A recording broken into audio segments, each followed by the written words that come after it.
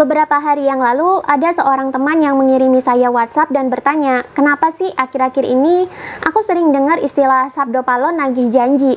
Terus kenapa ya aku jadi sering lihat gambar ini sekarang? Ada apakah? Memangnya ada apa dengan Sabdo Palon? Siapakah dia sebenarnya? Kenapa topik Sabdo Palon nagih janji sekarang banyak diperbincangkan oleh orang-orang? Iyo yo wate Iyo ya maya ye ye ye Iyo yo wate Iyo ya maya ye ye Iyo yo wate. Buat kalian yang belum tahu, Sabdo Palon ini sebenarnya danyang atau pamomong gaib untuk tanah Jawa. Di kepercayaan Jawa kuno, belum ada nabi atau rasul, sehingga bimbingan spiritual dan ajaran budi pekerti kerap didapat dari leluhur yang telah mendapatkan pepadang atau pencerahan, atau melalui roh-roh leluhur yang dipercaya memiliki tugas ngemong atau memberikan nasihat spiritual untuk orang-orang Jawa. Kalau kalian baca kisah kerajaan Majapahit, nama Sabdo Palon kerap dipasangkan dengan Noyo Genggong yang sama-sama bertugas menjadi pamomong juga. Selain itu, dua orang ini memang terbiasa menjadi penasihat spiritual raja-raja tanah Jawa. Jadi dua orang ini akan selalu ikut kemanapun raja berada. Kenapa sekarang kita kerap mendengar istilah Sabdo Palon nagih janji? Ini karena berkaitan dengan sebuah kisah dramatis saat kerajaan Majapahit runtuh. Jika kalian baca Dharma Gandul, di situ diceritakan cukup lengkap tentang tragedi runtuhnya kerajaan Majapahit, sekaligus hilangnya ajaran leluhur Jawa. Seperti apa sih ajaran yang hilang tersebut? Ajaran yang hilang di sini adalah ajaran spiritual Jawa saat itu. Ketika kerajaan Majapahit berjaya, agama Siwa Buddha menjadi agama resmi kerajaan. Agama Siwa Buddha sebenarnya adalah sinkretisme atau campuran antara ajaran Hindu dengan ajaran Buddha. Inti ajarannya adalah Budi atau kesadaran jiwa atau kesadaran murni kalau istilah kekiniannya. Jika kalian baca Dharma Gandul, di situ dikisahkan ketika Prabu Brawijaya kelima bertahta, ajaran Islam mulai berkembang di tanah Jawa. Tapi sayangnya saat itu penganut ajaran Islam juga terpecah menjadi dua, yakni kaum putihan yang keras, radikal, dan intoleran. Ya, mirip kayak FPI dan HTI zaman sekarang lah. Nah, yang satunya adalah kaum abangan, yakni golongan Islam yang toleran, moderat, dan damai. Kudeta kerajaan Majapahit oleh kerajaan Demak di Dharma Gandul disebut-sebut karena pengaruh dari kaum putihan ini. Raden Patah yang anak kandung Prabu Brawijaya kelima sampai tega menyerbu kerajaan Majapahit karena beranggapan tidak apa-apa merebut kekuasaan dari seorang pemimpin yang kafir. Akibatnya kerajaan Majapahit hancur dan penduduknya yang bersikukuh tidak mau pindah ke agama Islam terpaksa melarikan diri. Salah satunya melarikan diri ke Gunung Bromo dan menjadi suku Tengger. Prabu Brawijaya kelima sendiri juga kabur hendak menuju Bali karena ingin meminta bantuan dari kerajaan Bali dan kerajaan-kerajaan lain di luar Jawa untuk menggempur balik kerajaan Demak. Tapi ini berhasil digagalkan oleh Sunan Kalijaga melalui jalan persuasif. Bahkan Prabu Brawijaya kelima akhirnya mau masuk ke dalam Islam serta memaafkan Raden Patah. Namun, ketika Prabu Brawijaya kelima mengajak Sabdo Palon dan Naya Genggong untuk masuk Islam juga, ajakannya ditolak mentah-mentah. Penolakan Sabdo Palon ini juga bukan tanpa alasan, karena melihat tragedi yang terjadi di kerajaan Majapahit, Sabdo Palon menilai banyak orang-orang Islam yang tidak menjalankan agamanya dengan baik. Yang dimaksud di sini adalah banyaknya orang Islam putihan yang menjadi intoleran dan keras, sehingga mereka rela menyakiti orang lain demi alasan penegakan agama. Bahkan kitab-kitab Siwa Buddha saat itu pun disita dari rumah-rumah warga dan dibakar. Kekecewaan Sabdo Palon ini kemudian berakhir pada perpisahan Sabdo Palon dan Noyo Genggong dengan Prabu Brawijaya kelima. Namun sebelum berpisah, Sabdo Palon sempat menuturkan beberapa hal terkait nasib tanah Jawa sepeninggalnya. Sabdo Palon berpesan bahwa ia akan pergi dan membiarkan tanah Jawa dikuasai oleh kerajaan Demak beserta penerusnya. Namun 500 tahun setelah tragedi tersebut, Sabdo Palon berjanji akan kembali ke tanah Jawa dan kembali menjadi pamomong tanah Jawa dengan menyebarkan kembali ajaran Budi. Kemudian ia juga berjanji akan membuat Nusantara kembali berjaya dan seluruh dunia bakalan terpukau oleh kemilau kejayaannya. Tragedi kudeta Majapahit oleh Raden Patah terjadi pada tahun 1478. Jika dihitung 500 tahun kemudian, maka tahunnya menjadi 1978. Di tahun 1970-an juga, ajaran spiritualitas New Age dan kesadaran murni dari Barat mulai berkembang dan menyebar kemana-mana. Kisah hancurnya Majapahit ini memang menjadi kontroversi setelah itu. Banyak yang menyangkal kebenaran dari Dharma Gandul, tapi ada juga yang setuju dengan isi yang disampaikannya. Tapi soal Dharma Gandul itu benar atau salah, itu bukan hal yang penting buat sekarang. Lebih baik kita mengambil hikmah dari kisah itu saja. Apa sih hikmah yang bisa didapat? Sabda Palon berjanji akan kembali ke tanah Jawa dan menyebarkan kembali ajaran Budi setelah 500 tahun dari hancurnya kerajaan Majapahit. Dalam serat Dharma Gandul dan serat Jangka Sabda Palon, dikisahkan ajaran itu akan disebarkan ke seluruh negeri. Negeri yang mana lagi yang dimaksud kalau bukan Nusantara? Bila ada yang tidak mau menganut ajarannya, maka akan dimusnahkan. Dimusnahkan di sini banyak ditafsirkan orang sebagai dimusnahkan melalui seleksi alam atau bencana alam. Ajaran Budi yang dimaksud Sabda Palon kerap diceritakan sebagai ajaran budi pekerti. Tapi apakah ajaran Budi hanya terbatas pada budi pekerti saja? Dikisahkan setelah keruntuhan Majapahit, Nusantara akan terus dilanda angkara murka, penjajahan, korupsi, dan serangkaian tragedi sosial politik yang menguras ekonomi, pikiran, dan emosi rakyat. Dikisahkan di era tersebut, Nusantara akan mengalami degradasi moral. Banyak orang yang tidak berperi kemanusiaan, tega menyakiti dan membunuh sesama demi kepentingan pribadi. Korupsi, kolusi, dan nepotisme ada di mana-mana. Banyak orang lupa dengan tata krama, dan terlebih akan banyak orang yang lupa dengan jati dirinya sendiri. Sabda Palon menggambarkan selepas keruntuhan Majapahit, orang Jawa akan jadi Jawan, alias sudah hilang kejawaannya. Di situ akan banyak orang lupa dengan yang namanya budi pekerti. Karena itu, kembalinya Sabda Palon diramalkan akan mengajarkan kembali ajaran budi pekerti. Tapi kalau saya baca Dharma Gandul, sebenarnya ajaran yang dikembalikan ke Nusantara bukan sebatas budi pekerti saja. Lebih tepatnya kesadaran. Dulu Sabda Palon mengatakan bahwa inti ajaran Siwa Buddha sebagai agama resmi Majapahit adalah budi alias kesadaran. Ini kaitannya adalah kesadaran spiritual atau kesadaran jiwa atau kesadaran roh atau kesadaran murni. Ajaran Islam juga mengenal ajaran ini. Kalau di Islam sudah masuk ke dalam ranah makrifat. Biasanya ajaran makrifat ini banyak dianut oleh para wali, termasuk Wali Songo. Dalam Dharma Gandul juga dicatat kok, kalau Prabu Brawijaya kelima dulu mengizinkan Islam disebarkan di Majapahit, karena dia melihat banyak wali-wali di Jawa yang mendalami sufi. Ini tentu masih sejalan dengan ajaran kesadaran dari Siwa Buddha. Namun, selepas kerajaan Majapahit runtuh, banyak orang Islam yang tidak berkesadaran lagi, alias tidak makrifat lagi. Ini juga diramalkan akan terjadi tidak hanya terhadap orang-orang Islam di Nusantara, tapi juga penganut-penganut agama lain akan kehilangan kesadarannya. Orang beragama jadi sibuk menjalankan syariatnya saja, hanya sibuk di ritual dan doktrin, yang notabene ini hanyalah bagian kulit dari agamanya saja. Jarang sekali ada yang mau menghayati inti ajaran Islam atau tasawuf. Orang beragama jadi sibuk menghakimi itu salah, itu benar. Sibuk menghakimi halal, haram, dan dosa neraka. Sampai lupa bahwa esensi dalam beragama harusnya bisa membuat manusia semakin sadar dan terhubung dengan Tuhannya. Harusnya beragama bisa membuat manusia bersatu dan terhubung dengan Tuhan atau manunggaling kawula Gusti. Tapi karena ajaran kesadaran itu semakin lama semakin tidak populer, ya manusia jadi lupa dan jauh dengan Tuhannya. Mereka lebih sibuk mengejar surga aja, sampai lupa dengan toleransi dan kebijaksanaan. Banyak orang merasa dengan menjalankan syariatnya saja, sibuk menegakkan halal haram, sibuk menghakimi dosa pahala. Mereka mengira itu bisa membuat mereka dekat dengan Tuhan dan masuk surga. Padahal itu bukanlah spiritualitas. Beragama yang benar seharusnya membuat manusia jadi paham tentang spiritualitas. Jika manusia sudah paham tentang spiritualitas, maka manusia akan menjadi berkesadaran. Ia menjalankan agama tak lagi di luarnya saja, tapi sudah berhasil mencapai inti dari agama dan terhubung sepenuhnya dengan penciptanya. Dia tak lagi sibuk mengurusi hidup orang lain. Dia tak lagi sibuk mengurusi halal haram orang lain, surga neraka orang lain, dan dosa serta pahala orang lain. Dia hanya akan berfokus kepada dirinya sendiri saja. Sebenarnya hakikat kesadaran spiritual itu gimana sih? Simpel kok. Intinya, menyadari kalau manusia itu adalah makhluk Tuhan dan selalu berusaha mendekat serta pasrah kepada Tuhan.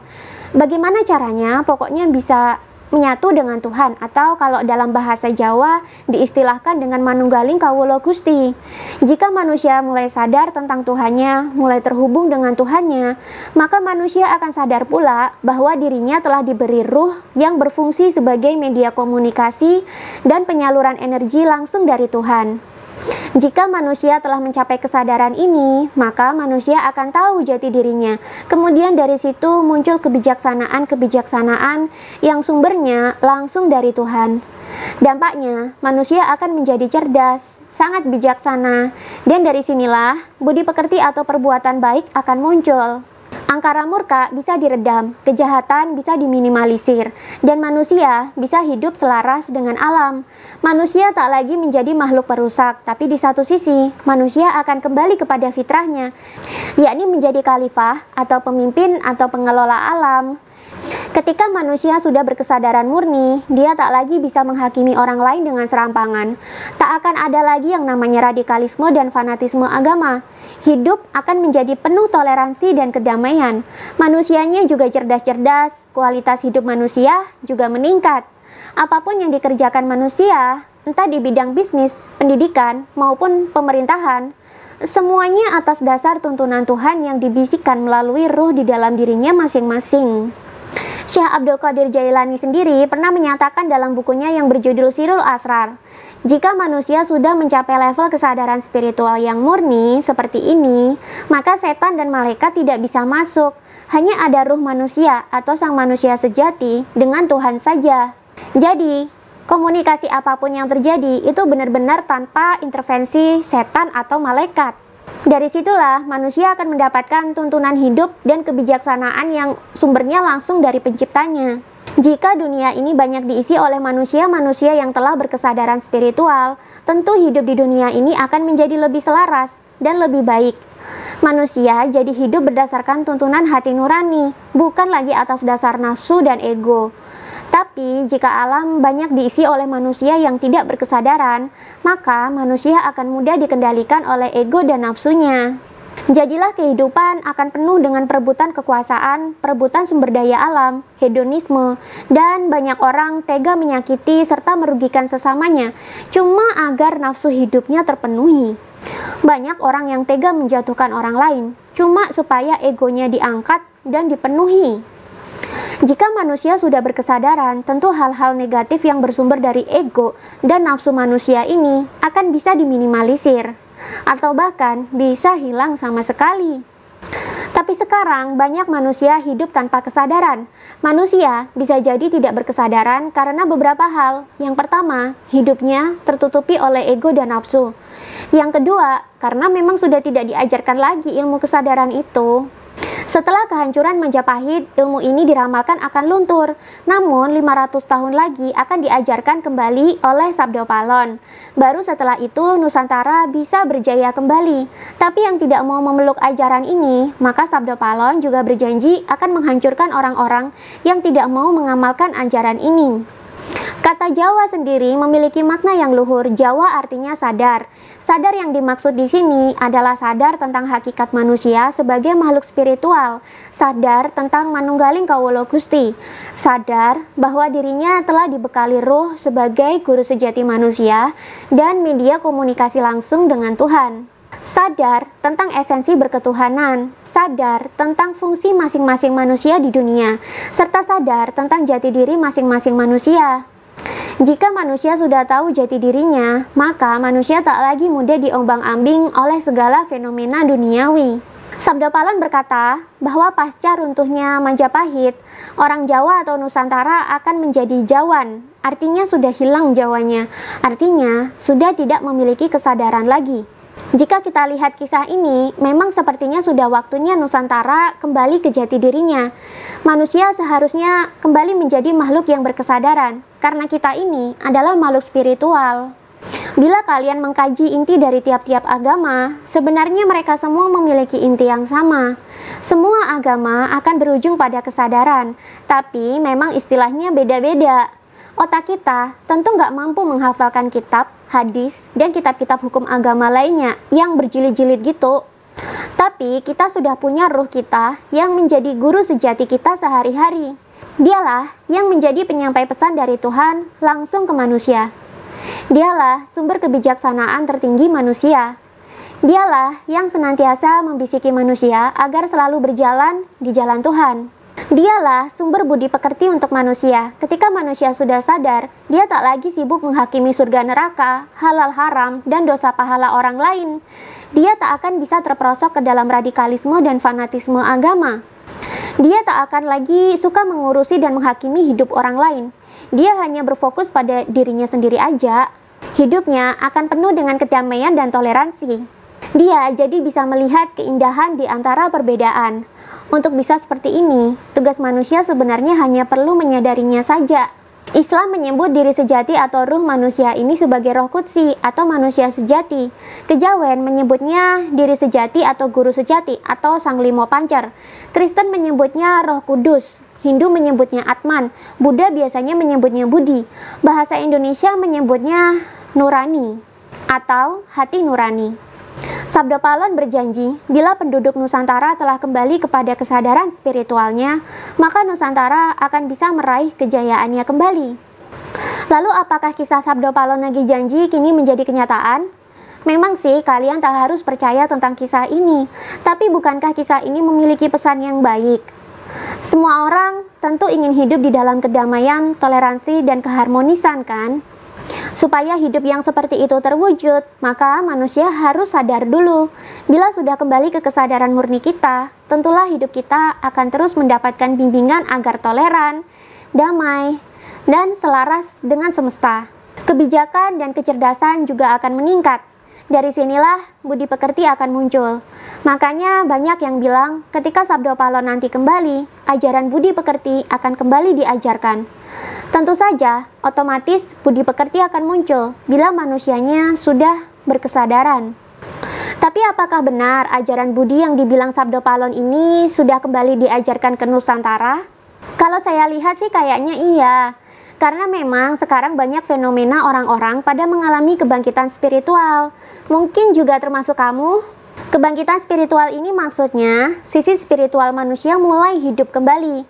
Agama memang mengajarkan spiritualitas, tapi tidak semua manusia beragama itu juga seorang spiritualis. Manusia yang sibuk mencela orang lain dan menghakimi surga neraka, halal haram, dan dosa pahala sudah jelas tidak memiliki spiritualitas. Ajaran agama yang dia amalkan hanya sebatas syariat dan di luarnya saja. Intinya atau spiritualnya tidak. Kalau kayak gini, hidupnya biasanya akan serba insecure, serba ketakutan akan neraka. Tapi di satu sisi juga akhirnya akan jadi mabuk agama karena pengen banget dapat surga. Alhasil biasanya malah menjadi toksik atau racun terhadap sekitarnya. Temennya nggak pakai hijab, udah didalilin katanya bakalan dibakar di neraka. Temannya beragama yang tidak sama dengan agamanya dia sudah dituduh menyembah setan atau syirik atau menyembah berhala. Ada orang masih tahlilan, diceramahi katanya itu bid'ah. Kalau kayak gini terus malah jadi bahan perdebatan dong dan bisa berujung pada perpecahan. Tapi bila manusia sudah memiliki kesadaran spiritual atau kesadaran jiwa atau sudah mencapai kesadaran murni kembali, maka dirinya tak akan lagi sibuk ngurusi hidup orang lain. Dia hanya sibuk melihat ke dalam diri saja. Dia sibuk terus memperbaiki diri, sehingga apa yang dia kerjakan benar-benar berbasis pada kebaikan dan kebijaksanaan, dan semuanya itu bersumber dari hati nuraninya, bersumber dari diri sejatinya, bersumber dari guru sejatinya. Selama beberapa tahun terakhir ini, Nusantara memang dilanda radikalisme dan fanatisme agama. Ini tentu lama-lama akan membuat banyak orang menjadi bosan dan muak. Lalu akhirnya mereka akan mencari sendiri kebenaran dari setiap agama. Mereka mulai mempertanyakan hakikat kehidupan dan hakikat beragama. Dari sinilah biasanya kesadaran manusia akan timbul. Apalagi ini juga tak terjadi hanya di Indonesia saja loh. Di Barat pun ajaran kesadaran murni mulai diminati. Manusia sudah lelah dengan segala macam politisasi agama. Banyak orang beragama hanya di luarannya saja, tidak mengamalkan intinya. Sehingga malah kepleset menjadi pribadi yang toksik dan suka menghakimi orang lain. Banyak yang merasa dirinya paling suci dan paling benar. Padahal, jika manusia mau melihat ke dalam diri dan fokus pada diri sendiri saja, disitulah sebenarnya manusia bisa memahami esensi sebenarnya tentang bertuhan dan beragama. Beragama tanpa berkesadaran juga membuat agama itu rawan menjadi alat politik sekelompok elit. Hanya demi bisa masuk surga, akhirnya rela menindas orang lain, suka menghakimi orang lain, suka mencela orang lain, suka menuduh orang lain sesat dan syirik. Hanya demi iming-iming surga dan ketakutan akan neraka, akhirnya rela mencoblos pemimpin yang sebenarnya nggak bisa kerja. Katanya sih, nggak apa-apa nggak bisa kerja, asal seiman dan bebas dari neraka. Ya begitulah kalau beragama tanpa kesadaran spiritual, akhirnya malah mudah dimanfaatkan orang atau elit yang licik. Pertanyaannya, mau meneruskan lingkaran setan ini selamanya atau mau memutus lingkaran setan ini sekarang dan berubah menjadi yang lebih baik? Jawabannya sih terserah masing-masing orang. Toh memang gak semua orang bakalan sadar kok. Bagi yang sadar, bersyukurlah, karena hidup itu akan lebih damai bila kita sudah sadar.